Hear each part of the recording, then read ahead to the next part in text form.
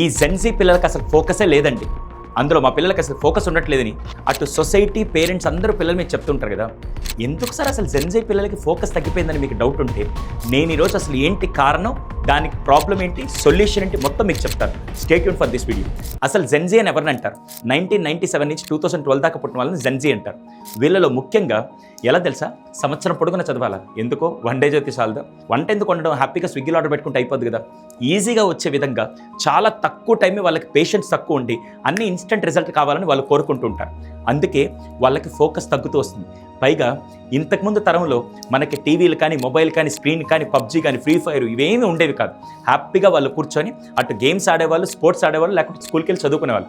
కానీ ఇప్పుడు ఏమైంది తెలుసా, ఇన్స్టెంట్ వాళ్ళ గ్రాటిఫికేషన్ కింద యూట్యూబ్, ఫేస్బుక్ రీల్స్ చూస్తూ ఉండి అది బ్రెయిన్లో డొపమైన్ హిట్ అయ్యి వాళ్ళకి ఎక్కువ నాకు ఇంకా ఏదైనా కావాలి, ఇంకా క్రేవింగ్ కావాలని చెప్పి ఎక్కువ డొపమైన్ క్రేవింగ్ వాళ్ళకి అవ్వడం వల్ల వాళ్ళు ఫోకస్ ఎక్కువ చేయలేకపోతున్నారు. సార్ ఇప్పుడు ఈ ప్రాబ్లం నుంచి బయటికి రావాలంటే ఏం చేయాలి? ఫస్ట్ డోపమైన్ హైక్ని తగ్గించాలి, లేదా దాన్ని హెల్తీగా తీసుకురావాలి.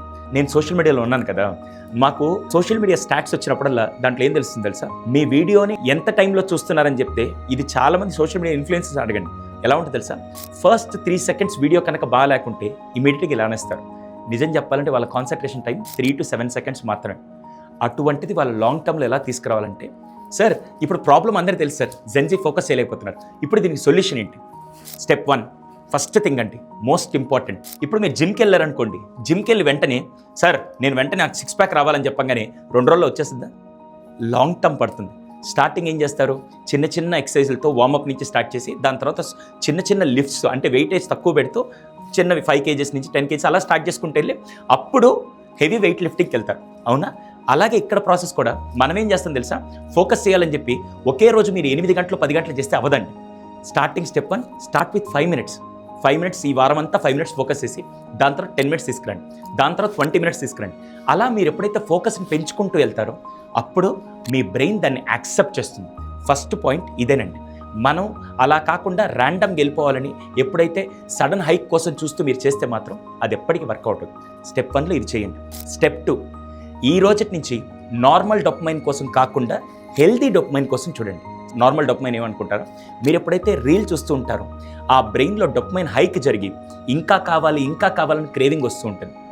అలా కాకుండా మీరు అది పక్కన పెట్టి మీకు వాకింగ్ ఇష్టమా, సాంగ్స్ వినడం ఇష్టమా, లేకుంటే డ్యాన్స్ వేయడం ఇష్టమా, ఫిజికల్ స్పోర్ట్స్ కానీ లేకుంటే యాక్టివిటీస్ ఏదైనా ఇష్టమైతే రోజుకి మినిమం ఒక 1 or 2 hours ఆ పని చేయండి.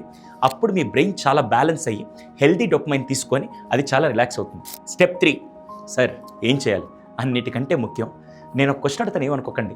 లాస్ట్ టైం మీరు ఒక రోజంతా లేకుంటే ఫోన్ వాడకుండా, టీవీ చూడకుండా, స్క్రీన్ ఎటువంటి యూసేజ్ లేకుండా ఒక రోజంతా లాస్ట్ ఎప్పుడున్నారు అని ఒక్కసారిగా లింక్ చూసుకుంటే, సార్ భలేవాళ్ళు సార్, ఈ మధ్యలో దేవుడు అందరికీ 2 చేతులు ఇచ్చారనుకుంటారు, కానీ ఈ జనరేషన్ అందరికీ 3 చేతులు వచ్చాయి.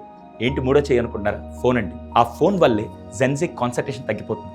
దయచేసి మీరు చేయాల్సింది తెలుసా, వీక్లో ఒక్కసారైనా, లేదా వీక్ కూడా వద్దండి, మంత్లో ఒక్కసారైనా ఫస్ట్ హాఫ్ డే నుంచి స్టార్ట్ చేయండి. హాఫ్ డే ఫోన్ పట్టుకోకుండా మీరు వెళ్ళి ఫ్యామిలీతో కానీ, లేదా ఫ్రెండ్స్తో కానీ, లేదా బయట వాకింగ్ కానీ ఏదో ఒక యాక్టివిటీ చేసి ఫోన్ యూజ్ చేయకుండా మీ బ్రెయిన్ ఎలా ఉందో ఒకసారి మిమ్మల్ని మీరు టెస్ట్ చేసుకోండి. జ్వరం వచ్చినప్పుడు మనం థర్మామీటర్ పెట్టి మనం సెల్ఫ్గా ఎలా చెక్ చేసుకుంటాం, ఫస్ట్ మిమ్మల్ని మీరు చెక్ చేసుకుంటూ మీ ఫోకస్ అటెన్షన్ ఎంత టైం ఉందో ఒకసారి చూడండి. నేను మొన్న సండే ఏం చేశాను తెలుసా, డిజిటల్ డిటాక్స్ అని నేను తీసుకున్నాను. ఆ రోజంతా ఫోన్ లేదు, స్క్రీన్ లేదు, హ్యాపీగా ఫ్యామిలీతో కూర్చున్నాను, కడుపు నిండా భోజనం చేశాను, హెల్తీగా పీపుల్తో కలిసి నేను టైం స్పెండ్ చేస్తే నాకు ఆ రోజు నార్మల్ డే కంటే నెక్స్ట్ లెవెల్ ఎనర్జీ వచ్చింది. మీకు కూడా అది కావాలంటే దయచేసి మై సిన్సియర్ రిక్వెస్ట్, ఒక్కరోజు డిజిటల్ డిటాక్స్ తీసుకోండి. అది చేయడం వల్ల మీ ఫోకస్ అటెన్షన్ స్పాన్ చాలా పెరుగుతుందండి. ఇవి ఇప్పటిదాకా మీరు చెప్పినంత బేసిక్ టిప్స్. ఇంకా దీని మీద సార్ ఇంకా ఇవి నాకు నచ్చాయి సార్, ఇంకా నేను ఇంప్లిమెంట్ చేయాలనుకుంటానంటే కంటిన్యూషన్ పార్ట్ 2 కోసం కింద కామెంట్ సెక్షన్లో పార్ట్ 2 అని టైప్ చేయండి. దయచేసి ఫస్ట్ ఈ స్టెప్స్ని మాత్రం ఇంప్లిమెంట్ చేయండి. డెఫినెట్గా ముందే చెప్తున్నాను, ఈరోజు తెలియకుండా మన బ్రెయిన్ని కూడా డోపమైన్ అనే త్రూ మొబైల్ అనే సోర్స్ ద్వారా దయచేసి అది ఎప్పుడైతే తగ్గిస్తారో మీ కాన్సన్ట్రేషన్ ఫోకస్ అనేది పెరుగుతుందండి. ఇవి మీకు చెప్పింది బేసిక్ టిప్స్. ఇంకా నెక్స్ట్ లెవెల్ మాస్టర్ టిప్స్ కోసం కింద కామెంట్ సెక్షన్లో పార్ట్ 2 అని టైప్ చేయండి. ఇంతకీ ఈ వీడియో మీకు ఎలా అనిపించిందో కింద కామెంట్ సెక్షన్లో మీ ఒపీనియన్ తెలియజేయండి. అలాగే మరిన్ని మెంటల్ హెల్త్ అవేర్నెస్ వీడియోస్ కోసం మా ఛానల్ని సబ్స్క్రైబ్ చేయండి, ఫాలో చేయండి. Thank you.